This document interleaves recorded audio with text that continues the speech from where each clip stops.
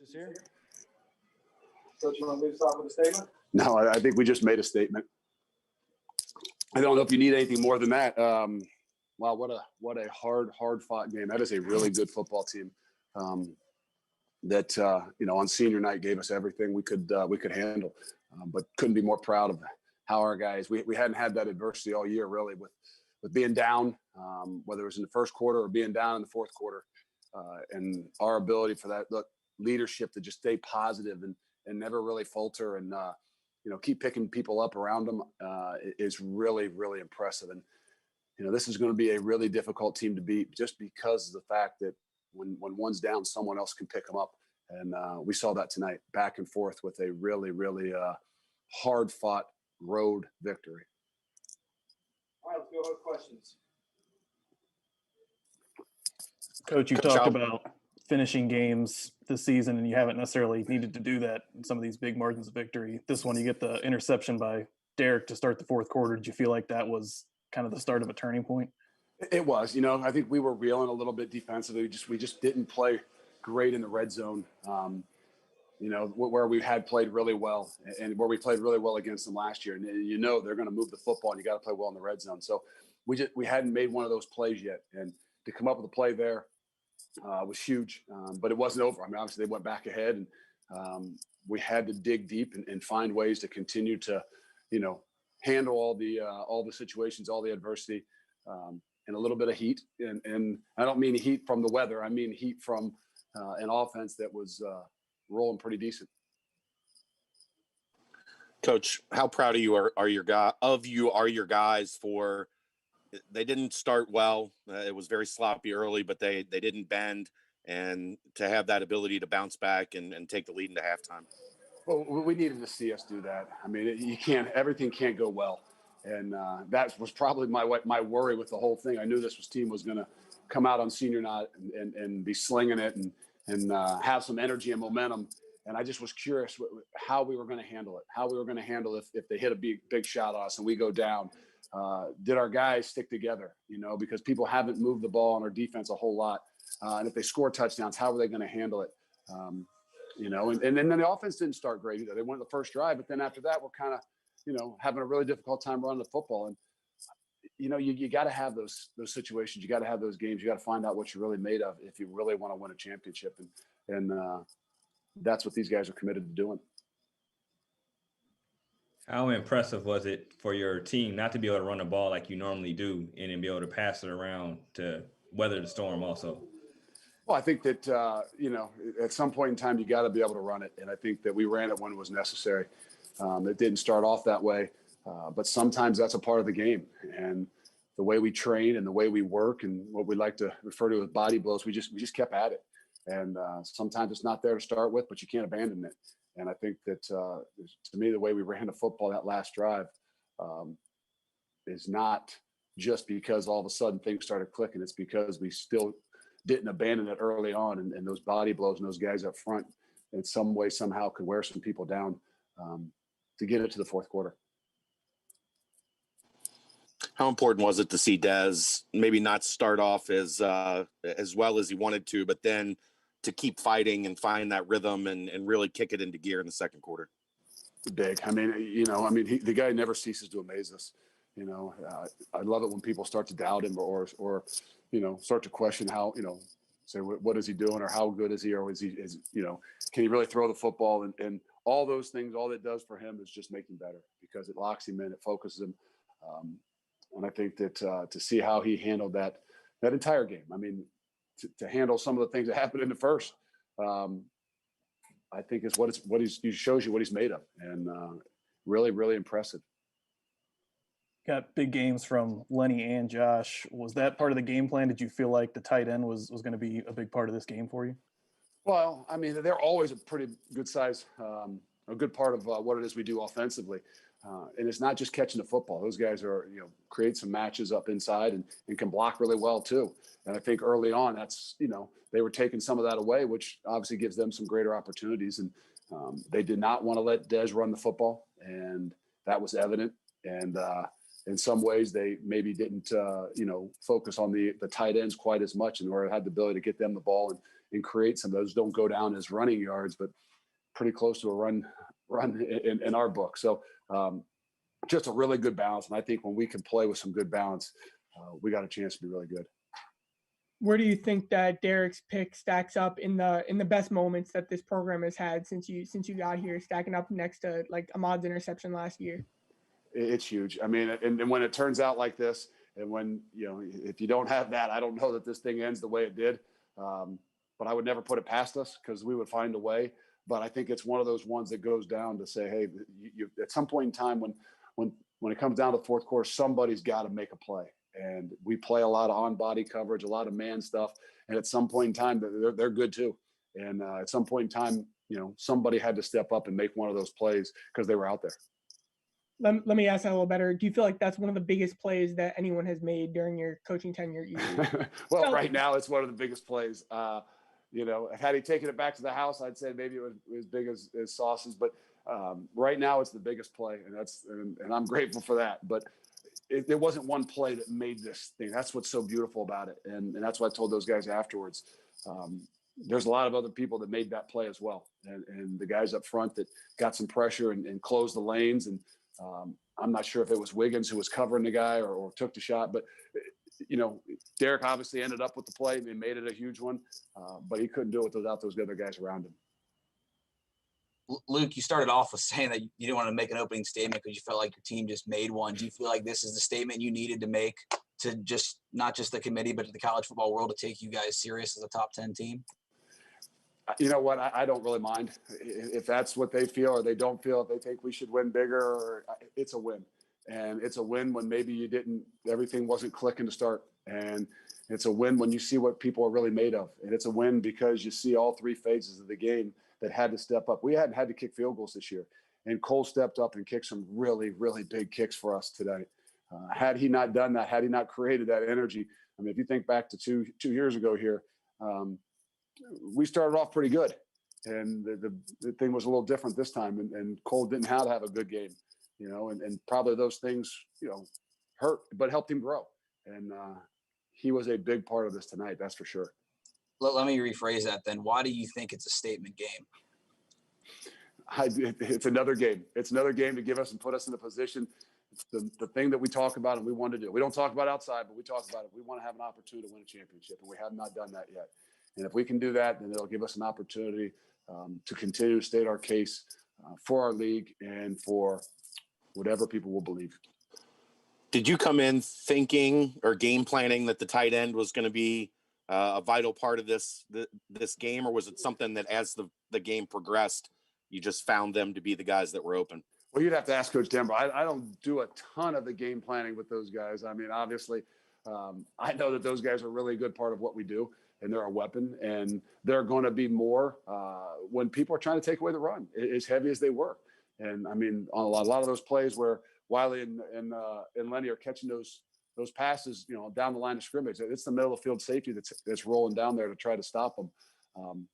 Just because of sheer fact that they were not going to let Desmond Ridder pull that ball and run, and they were not going to let Jared Dokes smash that thing up inside. So yes, they're always a part of what it is we do. Coach Denbrock does a great job with those guys and keeping them involved.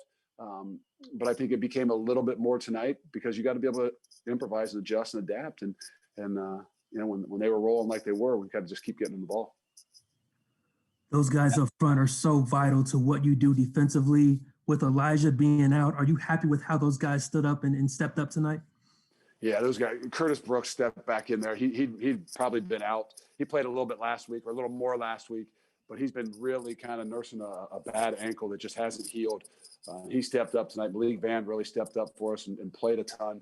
Jabari and Marcus inside, and obviously Majay and Ethan. I mean, those guys are so vital to what we do. And in a lot of these situations where they're getting rid of the ball so fast, it just wears on you, And then when it comes down to the fourth quarter and that ball's coming out, you can't stop rushing because just that time you stop, that's when he holds on to it. And those guys are so valuable to what we do, especially eliminating a lot of the run game, so that we could have to, especially in the second half, try to help out in the back end a little more. Coach, will you tell your guys or ask them not to watch the playoff show on Tuesday, or is it something that they're going to see anyways and just let it be? I didn't know that there was a playoff show on Tuesday, so I probably would not have ever said anything. Probably won't be something that I bring up to them, just because of sheer fact that I'm not going to tell them not to. Why set yourself up for failure? They all know what's, if it's on and they're not doing anything, maybe we'll schedule practice at that time. I don't know. I don't even know when it is. But the reality is, if they don't like it, then that just gives you a little bigger chip on your shoulder. And, if we can use it as a motivation, I don't care. I know this, that, we're still on a hunt to win a championship, and that's first and foremost. And that's why we got to get back on this plane, get back home, rest up, make sure we're still fighting and battling the things that are out there that you guys, that you don't see when you're watching us play. That's COVID and the social issues that can tear you apart faster than anything else. Coach, that final offensive play of the game, do you have an estimate of how many years that took off your life or not? Well, when it went 0-0, I thought it was okay. But then when they tried to tell me they're putting another second back on, just like the inadvertent whistle, I don't know. It definitely took some years off. I thought we could run the clock out and not score. And that was kind of the plan. And you got to give a lot of credit to Jared Dokes, because they tried to let him score. And he was smart enough and selfless enough to take a knee right there on the 1 yard line and not take a touchdown for himself. And, really should have been able to run the entire clock out. But those are just things you got to be able to do just to make sure that there's nothing crazy can happen. Dylan Gabriel, one of the leaders in passing yards in the country. How did you hold him well below his average? Well, I don't know that we held him well below. I mean, he did a good job tonight. I mean, the deep balls are just, I don't know how many they threw. They're going to catch some of them. I mean, they got some really good receivers. They got some speed. They got some size. They got some guys back that hadn't been playing a little bit on the outside as well. But I think we just stayed after them. I mean, you've got to give a lot of credit to our guys. I mean, if you don't get frustrated when they catch balls, it's really tough. And our guys just understood that they're going to catch some, and we can't get frustrated. We just got to continue to battle. And I think all in all, we know that we can do a better job. And I mean that more in the red zone. But that's a great challenge for us. And some way, somehow, we'll accept it. And make ourselves better because of it. One more. Luke, How purposeful is the start of the second half drive that we've seen here in a couple games, where I think today was 8.5 minutes. We've seen one be 10 minutes. I think against Houston. Is that on purpose, that you're just trying to erase the will of the other team to start the half? It has something to do with that. I mean, I give Coach Denbrock and Coach Gino and those guys a lot of credit, Coach Crook, that knowing at halftime that, if we don't get this running game going and we don't start really wearing on them, it's going to be tough. It's going to be tough because that's what we pride ourselves on. And kind of like last week where we came out and I think he had a 10-minute drive or whatever. We had an 8-minute drive. Really wish we could have capped it off with a touchdown. But I think that's where that confidence level came back to us. We were in a good place at halftime, obviously. But I think when really deep down inside, when we can start to move the football, we can move guys up front, I think it gives us another spark. And I don't just mean that offensively, I mean that defensively as well. Coach, are you content with playing out the remaining games on your schedule and letting the chips fall where they may? Or if there is an opportunity to add a game that could potentially put you guys in better standing with the playoff committee, is that something you're interested in? I'm never content with about anything. But I know first and foremost what we got to do. And we got to find a way to win a championship. We got to find a way to get to the championship and then win a championship. And then we will do whatever we need to do.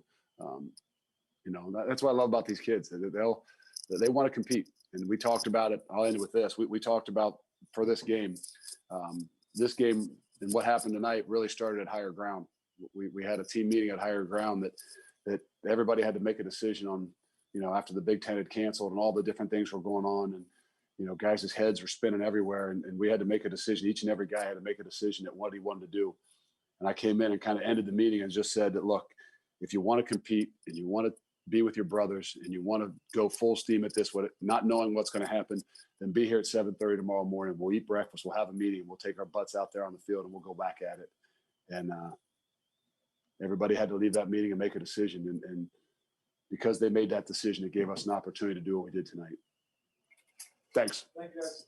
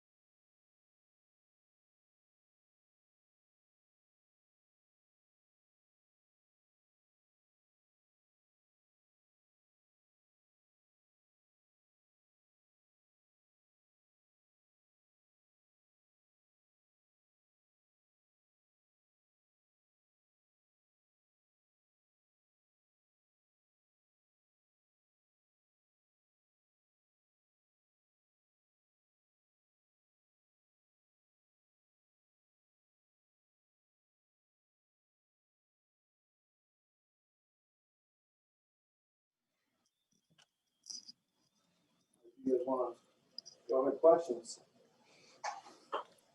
Darrick, can you just take us through your interception, just that whole play from your perspective?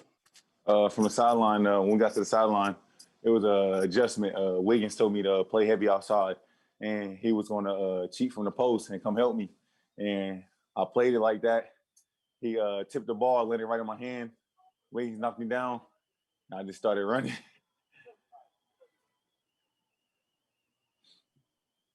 How hard is it actually to catch a ball that you're not expecting to land right in your hands?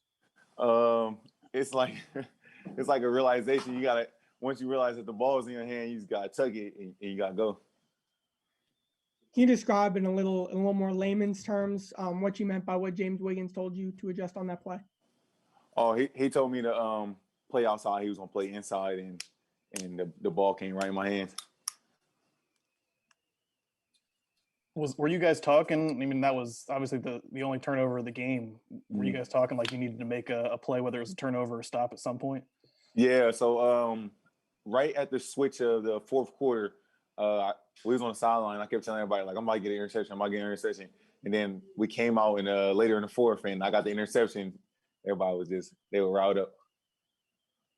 I know it's not a regulation rim, but they showed you dunking it and seemed to get some height on that. Or was there a little adrenaline going through you maybe? Oh, absolutely. Once everybody got the yelling, I got the yelling too, and my adrenaline just started going. Where does that rank among some of your more favorite moments in a Bearcat jersey? I think that might top my favorite moment from the Temple interception last year for the game winner. So I think that might be my favorite now. That's a good point. You had the game winner last year. Why does this pick you had today feel even greater? Is it because of where you guys see yourselves going? Yes, and because it was a huge moment in this game, and we went down and scored right after that. So it was a momentum changer. Darrick, you guys obviously got the big win against them last year, but you were in that 2018 game down there. How much did you guys talk about that, those of you that were there a couple years ago leading into this game, and how did it feel to kind of maybe turn the situation around this time? We really didn't talk about that game, but we were going to focus on this year and to keep this momentum and this train going. So, yeah, it's our redemption tour. What did they rank your dunk on the sideline? Because they were giving you like 9.5s and 10s on ESPN, so I wanted to check you out. Yeah, it got to be a 9.5 or a 10. I got some height and, 360 windmill. Darrick, coach started this by saying he thought this game was a statement. Do you agree with that? Yes, it was. For the last couple of weeks, they've been playing with our ranking. So, yeah. So you look at that, you care about where you're at? No. It really don't matter at this point, but we're just playing, keep that brotherhood going and keep this train rolling. You guys held the FBS's most potent offense to a little bit more than half of what they usually get every game. What do you think that says about you guys as a unit when you step out onto that field? We hold ourselves to a high standard, and each and every week we're gonna go out there and keep setting new records, and we're gonna keep setting the tone. So we're just gonna hold ourselves to a high standard each and every week. We good? One last question. Where is this team now compared to where this team was a year ago? Like when you had that win against UCF? I would say we have more momentum right now, and I would say that our culture is really showing up. All right, guys. Thanks. We'll get switched out. Thanks, Darrick. Media debut of Appreciate you, Leonard Darrick. Taylor. Thanks, D.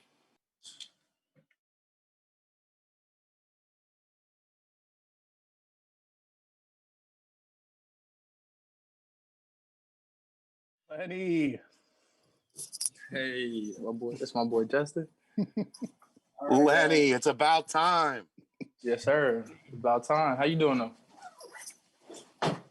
Good. Lenny, Coach talked about a meeting that you guys had at Higher Ground right when the Big Ten canceled, and he told everybody, make your decision tonight. We'll see you at 7:30 tomorrow morning. How has this brotherhood been maybe since that meeting, growing into becoming a top 10 team and in position to win the American Athletic Conference now? Coach Fick is just been a real good teacher and making us buy into the culture, and everybody's buying into the culture and understanding that we can win a championship this year, and that's what we're trying to do. Were you expecting you and Josh both to be a big part of this game plan? You guys obviously both had really good nights. Was that part of the expectation coming in, or was that just the way the game played out? I think it was that's how we game plan. There was a lot of one-on-one going on this week, so we just had everybody had to step up across the board and win their one-on-one matchups.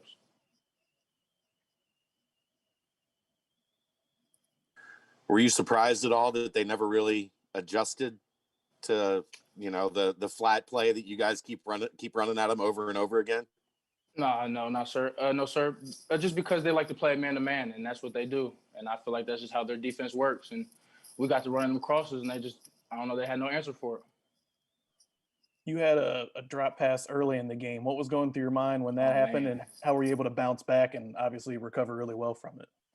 My teammates just had my back. They trusted me and believed in me, and it just gave me the confidence to go back out there and go make some more plays. You were entrusted with scoring what ended up being the game-sealing touchdown. How does it make you feel to be trusted with that play call and that play and make it?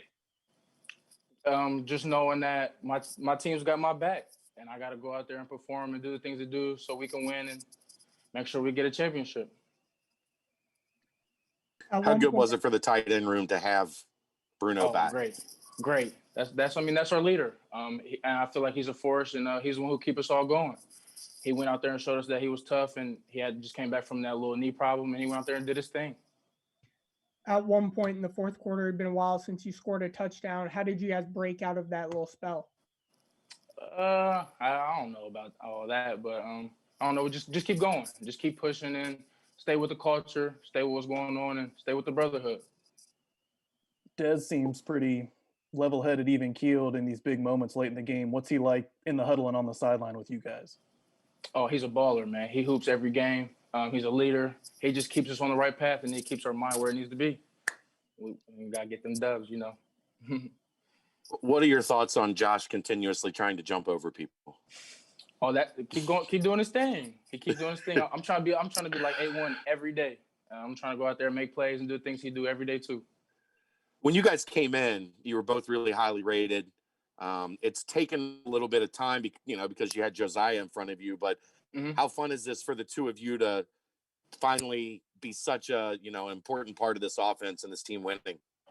Oh, so much important. That's my brother, and his success is my success. My success is his success, and we're gonna keep pushing until both of us are at the top.